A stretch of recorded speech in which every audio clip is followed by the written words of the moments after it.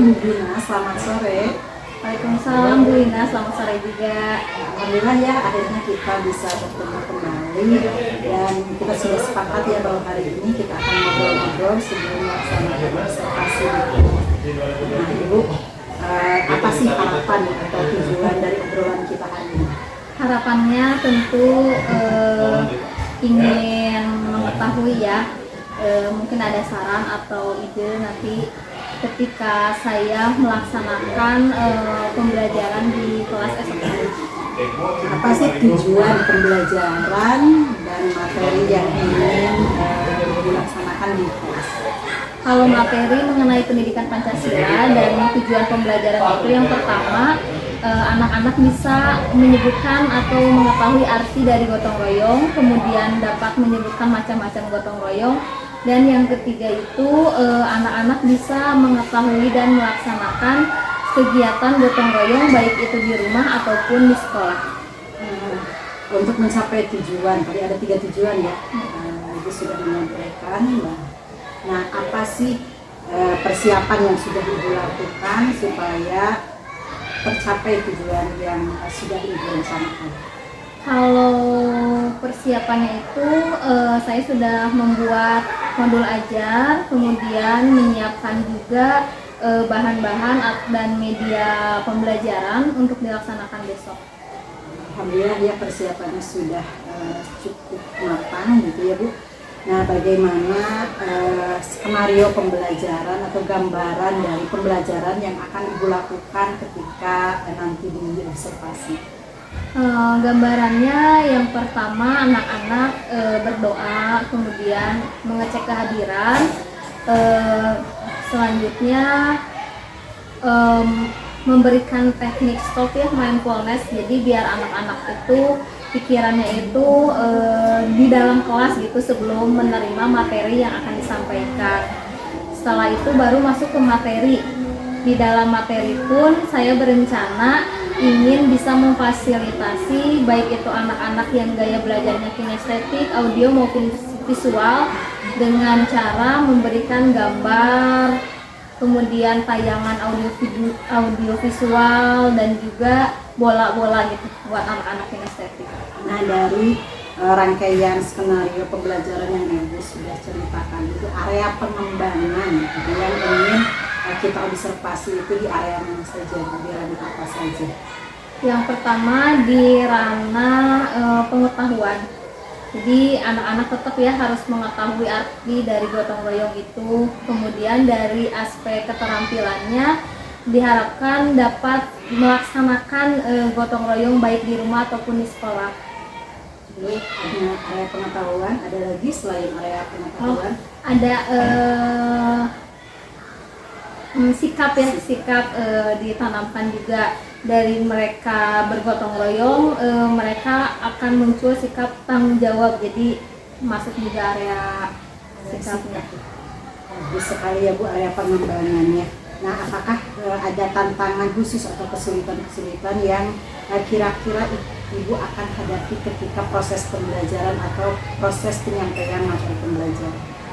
Mungkin kesulitannya karena di kelas saya tuh ada beberapa anak yang hiperaktif dan juga ada anak yang berkebutuhan khusus, jadi harus sedikit membedakan ya untuk anak yang berkebutuhan khusus dari segi tugasnya, dan untuk anak yang hiperaktif mungkin akan lebih sering disuruh ke depan gitu biar dia hiperaktifnya itu lebih manfaat gitu. Dari kesulitan-kesulitan yang Ibu hadapi, strategi atau metode apa yang akan Ibu terapkan ketika proses pembelajaran supaya kesulitan itu dapat atau tantangan yang Ibu hadapi itu dapat teratasi? Mungkin dengan cara berdiskusi dan dikelompokkan, jadi anak-anak tuh bisa bekerja sama dengan kelompoknya, sehingga seperti anak-anak yang hiperaktif dia akan terbantu dengan anak-anak yang diam, kemudian anak-anak yang kurang akan terbantu juga dengan anak-anak yang sudah bisa. Pengelompokannya beragam gitu ya? Iya, beragam. Dari cerita yang Ibu sampaikan, bagus sekali Bu. selain strategi atau metode, apakah ada media pembelajaran yang akan Ibu gunakan? Medianya menggunakan speaker, kemudian TV multimedia, bola, dan gambar. Apakah dari strategi, metode, dan media yang akan digunakan, apakah ada masih yang harus dilengkapi atau masih kurang dari persiapan yang sudah Ibu lakukan?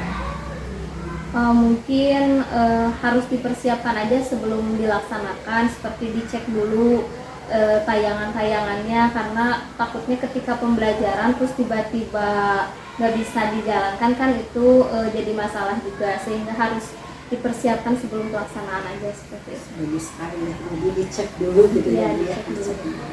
Nah, adakah rekan yang bisa membantu Ibu dalam mempersiapkan media pembelajaran atau materi-materi yang akan Ibu sampaikan? Ada, kalau rekan sejawat tentu ya senior di kelas 1 seperti Bu Neno, Bu Lina, kemudian dari rekan-rekan CGP juga Pak Ade, Bu Lina juga sangat membantu. Nah, mulai kapan nih Ibu akan melengkapi kekurangan yang Ibu hadapi itu? Mulai hari ini. Mulai hari ini. Ya. Kapan nih, tanggal berapa ya kita akan melaksanakan observasi Bu?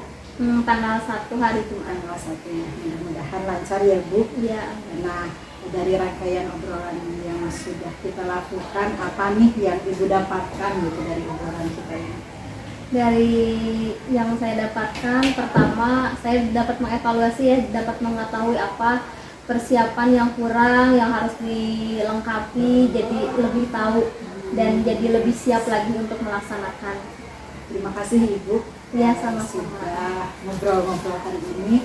Saya sudah tidak sabar untuk melihat pembelajaran yang akan Ibu lakukan ketika tadi mengetahui ada anak-anak yang berkebutuhan khusus. Ya. Bagaimana penanganannya sangat minimal menginspirasi gitu ya Bu. Terima kasih Ibu. Ya, sama-sama Bu Ina. Assalamualaikum. Waalaikumsalam.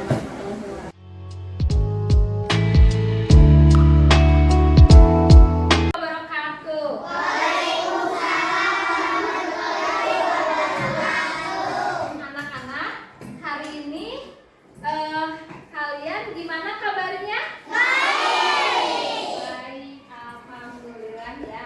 Sebelum kita mulai pembelajaran, Ibu pengen tahu dulu deh perasaan kalian. Siapa yang perasaannya hari ini seperti ini? Aku. Wow, berarti banyak yang happy ya hari ini ya, banyak yang bahagia. Kalau bahagia itu harus gimana? Smile, senyum ya. Dapat menyebutkan macam-macam gotong royong.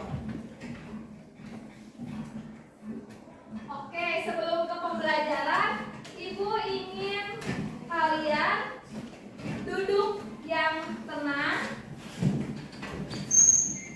yang rapi,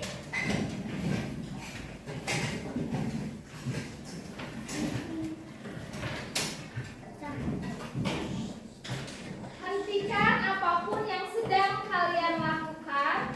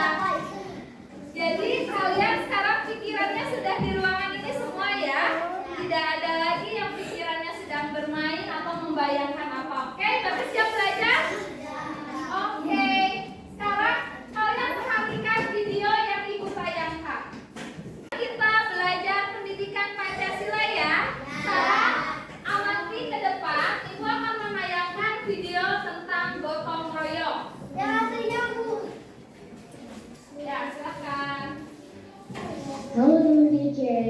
Ayo, siapa yang pernah ikut kerja bakti di sekolah atau lingkungan? Kalau kamu pernah, pasti tahu ya apa yang namanya gotong royong. Gotong artinya bekerja dan royong artinya bersama-sama. Iya betul, gotong royong adalah bekerja bersama dengan sukarela supaya pekerjaan lebih lancar, mudah, dan ringan. Gotong royong ini sikap yang penting untuk lingkungan kita semua sebagai bangsa Indonesia.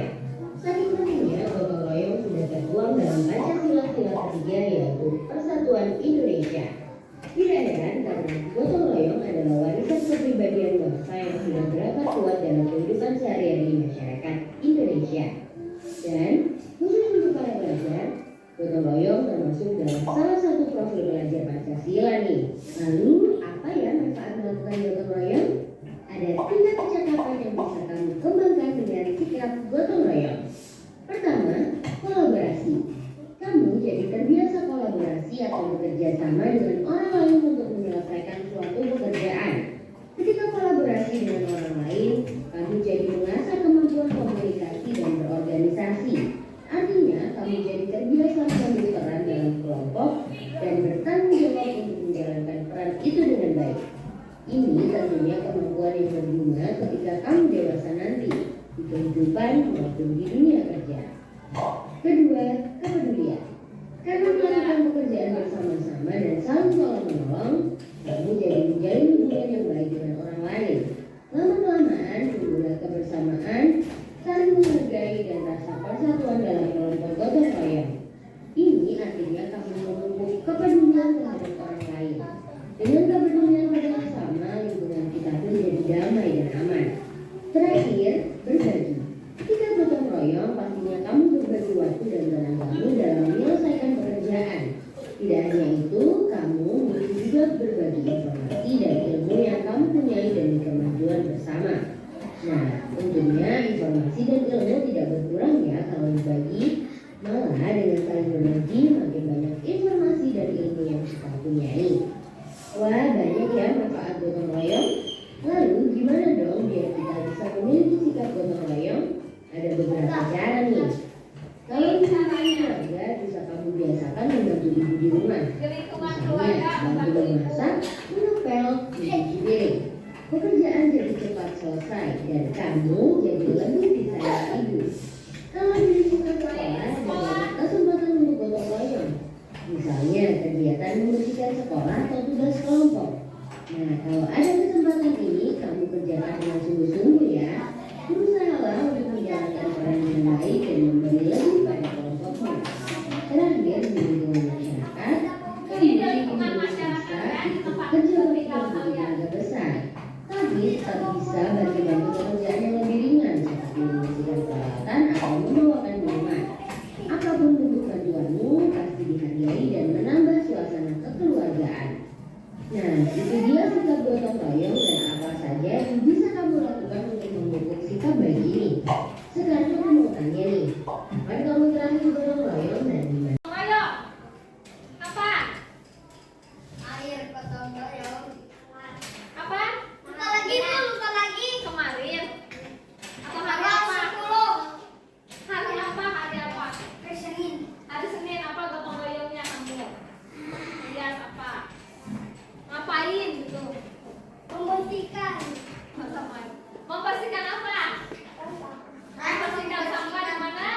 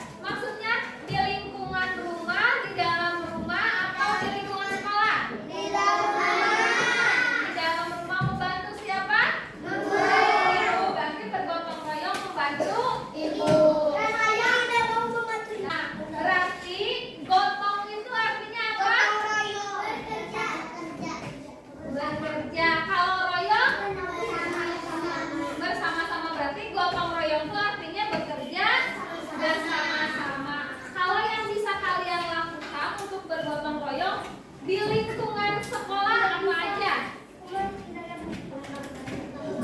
Hah? Menyapu. Menyapu apa? Menyapu kelas. Menyapu kelas. Apa lagi? Menyapu jendela. Hah? Menyapu. Buang sampah masa jendela disapu. Apa lagi ada lagi nggak? Membersihkan sampah. Mengelap jendela. Kalau bergotong royong di lingkungan rumah atau di dalam rumah aja. Cuci apa lagi? Cuci piring.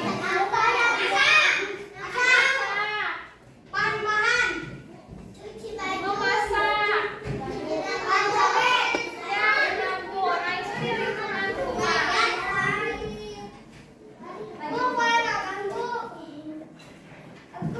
Oke, sekarang kita lanjut ya. Ikut kita menjadi Nih, ilmu bisa dan dilihat diskusi. ya.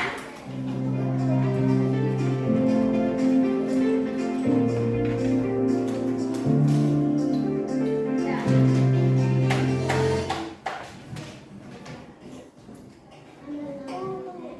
Nah, ini adalah macam-macam gotong royong. Yang pertama gotong royong di rumah.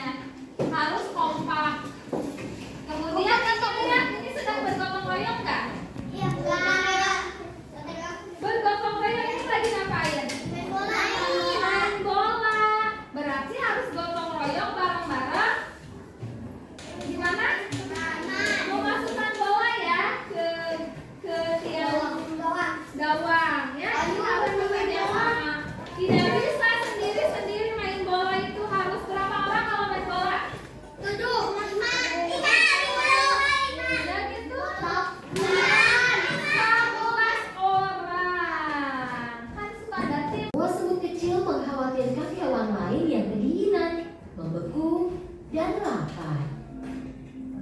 Di samping itu, karena semua tanaman tertutup salju, belalang belum makan apapun selama berhari-hari. Dia menggigil, tenaganya hilang, dan tidak bisa bermain biola atau bernyanyi. Dengan susah payah, dia mencoba berjalan di atas salju. Tiba-tiba dia berpikir tentang hari-hari musim panas. Hari-hari itu sangat menyenangkan. Di mana-mana ada makanan, perutku kenyang, aku selalu bahagia. Saat itu dia melihat semut. Dia membawa makanan ke sarangnya sepanjang musim panas.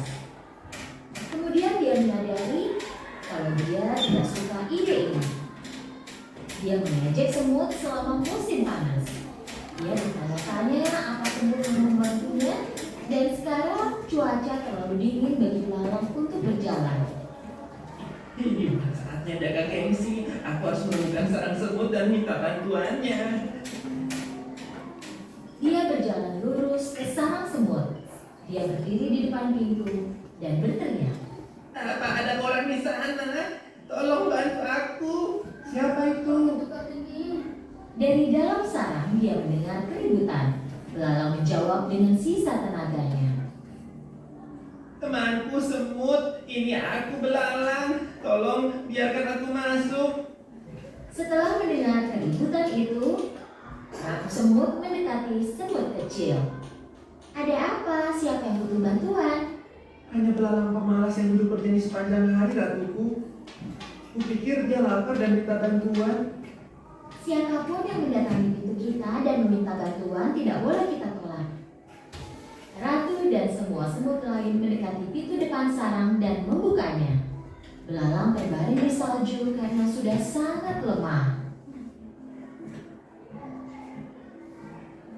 Para semut segera mengangkat belalang dan membawanya ke dalam sarang. Belalang sehat kembali berkat kehangatan sarang. Oh, sudah udah sekolah kok. Kesini kuncinya kita biar jadi pas 6 orang. Ajak kita kesini jadi pas 6 orang 6 orang. Diwarnainya bersama kan bekerja sama. Kalian mempresentasikan hasil pekerjaan kalian. Ibu pengen ice breaking dulu yang masak apa masih ingat? Oke, semuanya berdiri.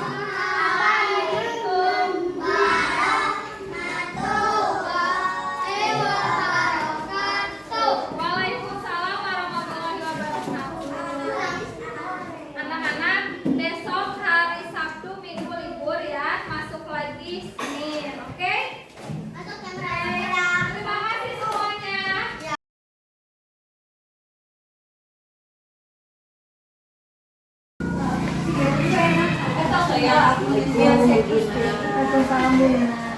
Lagi rehat ya, papinya waktu yang lalu Bu, untuk ngobrol-ngobrol.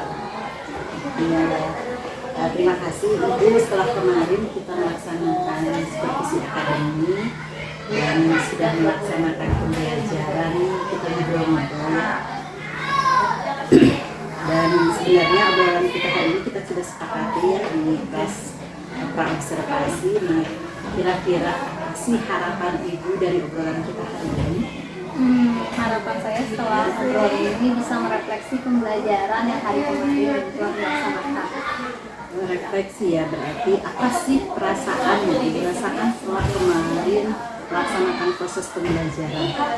Perasaannya senang ya tentu karena bisa melaksanakan pembelajaran dengan sangat siap. Kan sebelumnya sudah dipersiapkan dulu, sudah berbincang dulu dengan rekan sejawat dan gurunya juga, sehingga pada saat pembelajaran di kelas itu sudah benar-benar siap. Baik, sudah benar-benar siap. Apakah ketika sudah benar-benar siap itu tujuan pembelajaran yang sudah direncanakan itu tercapai? Alhamdulillah tercapai. Alhamdulillah sudah tercapai. Nah, ketika proses mencapai tujuan pembelajaran itu, apakah metode, strategi dan rancangan skenario pembelajaran itu sudah terlaksana dengan sesuai rencana atau bagaimana? Sesuai rencana, namun ada beberapa hal yang perlu ditambahkan saja. Beberapa hal yang perlu ditambahkan itu seperti apa ya Bu? Seperti kan kalau kemarin benar-benar pengetahuan dan keterampilan itu hanya sedikit, seperti hanya memindahkan bola seperti itu, bentuk gotong royongnya. Namun saya pengennya itu secara real gitu, si anak-anak dibawa keluar gotong royong di sekolah, seperti membersihkan kelas atau membersihkan lingkungan sekolah. Jadi benar-benar nyata buat anakku melakukan gotong royong. Bagus sekali nih. Apakah tadi dikatakan bahwa ini ada lebih ya yang ini direncanakan oleh Ibu? Apakah posisi yang kemarin ketika proses pembelajaran jika diinterval ke angka Ibu itu ada di posisi berapa ketika intervalnya 1 sampai 10? Angka 8. Inginnya gitu. Inginnya pasti di angka 10. Di angka 10. Nah, kondisi yang seperti apa sih di angka 10 yang Ibu inginkan gitu? Gambarannya seperti apa? Gambarnya seperti anak-anak lebih aktif, terus bisa mempraktekkan secara langsung bentuk gotong royongnya, tidak hanya estafet bola. Nah, untuk mencapai hal itu apakah ada rencana ke depan gitu, rencana Ibu untuk sampai ke area itu? Rencananya ingin menambahkan satu pembelajaran lagi yang mengenai materi gotong royong itu. Jadi yang tadi dibicarakan anak-anaknya itu dibawa keluar praktek langsung, kemudian itu kan bentuk gotong royong di lingkungan sekolah dan di rumahnya bekerjasama dengan orang tua. Jadi orang tua memantau dan memvideo kegiatan anak yang sedang membantu orang tua atau sedang mengambil sampah di lingkungan sekolah, di lingkungan anaknya. Jadi lebih ke ini ya, pengembangan dari sekolah ke lingkungan rumah ya, ada terlibatnya orang tua gitu ya untuk memantau kegiatan pembelajaran. Apa seperti itu Bu yang Ibu bayangkan? Baik, apakah yang menjadi kekuatan atau kemarin sudah dalam pandangan itu sudah baik itu di area mana saja? Karena saya baru mengetahui ya pembelajaran berdiferensiasi dan ketika dilaksanakan di kelas itu sangat bagus gitu karena dapat memfasilitasi anak-anak yang gaya belajarnya kinestetik, audio maupun visual. Mungkin itu kekuatan saya. Udah itu ya sudah mulai naik ya dari kebiasaan mengajar yang Hanya ceramah. sekali sudah menjadi kekuatan ini. Nah, apakah masih ada hal, tadi sudah dikeluarkan, ada hal yang masih perlu dioptimalkan atau dikembangkan, itu disebut apa? Mungkin belum optimal juga ya kemarin melaksanakan pembelajaran pendidikan negosiasi itu, sehingga perlu mengembangkan ya, itu perlu mempelajari lagi mengenai pembelajaran pendidikan negosiasi, salah satunya melalui PNM. Gitu ya, jadi ada rencana ke depan gitu ya Ibu untuk memperbaiki dari segi kompetensi Ibu sebagai guru gitu. Nah, apakah ada rencana lagi selain pengembangan diri Ibu, apakah ke siswanya ada nggak Bu area untuk lebih kembangkan diri ke siswa seperti apa? Ke siswanya ya yang tadi, yang salah satunya yang praktek langsung baik itu di rumah maupun di sekolah. Ini kapan nih rencana perbaikan atau pengembangan diri ke diri ataupun ke siswa yang akan dilaksanakan itu kapan? Paling telat 1 bulan. 1 bulan ya? Adakah rencana khusus atau target capaian ya ketika Ibu sudah merencanakan akan mengembangkan diri? Target capaian pengembangan diri Ibu dalam jangka waktu 1 bulan itu seperti apa? Lebih memahami pembelajaran negosiasi, terus dapat mengajar lebih inovatif lagi dengan belajar di PNM itu. Nah, apakah ada inspirasi teman sejawat ataupun yang menjadi motivator dan kolaborasi yang Ibu bisa berbagi atau bisa berkeluh kesah terkait pembelajaran dan pengembangan diri yang akan Ibu lakukan? Tentu ada teman sejawat dan juga guru. Terima kasih ya Bu.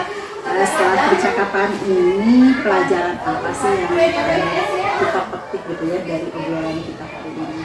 Pelajarannya pertama bisa merefleksi diri ya, bisa mengetahui apa sih yang harus diperbaiki, terus bagaimana sih mengembangkan diri itu.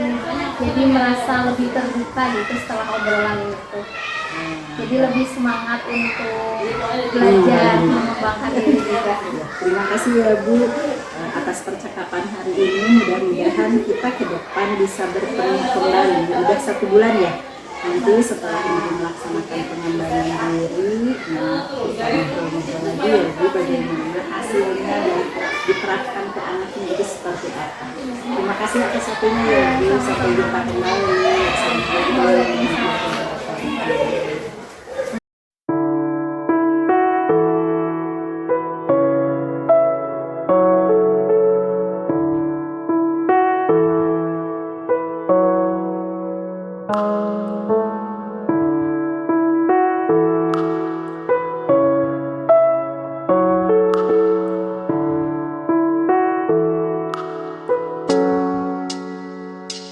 Oh.